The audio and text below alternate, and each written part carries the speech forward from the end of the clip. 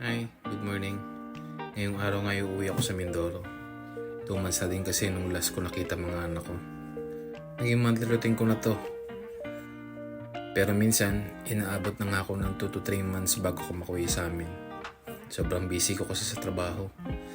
Ngayong araw nga ibabiyahe tayo ng 104 kilometers by land at 3 hours by sea. Umalis na nga ako dito sa bahay ng umaga pero gabi pa rin ako nakauwi sa amin. Naging set up na nga namin itong mag-asawa na magtrabaho ako sa malayo. From Taiwan to Pampanga to Taiwan ulit. At ngayon nasa Mindoro naman sila at ako andito sa Santo Tomas. Mahirap yung ganitong setup pero kakayanin para sa mga anak ko.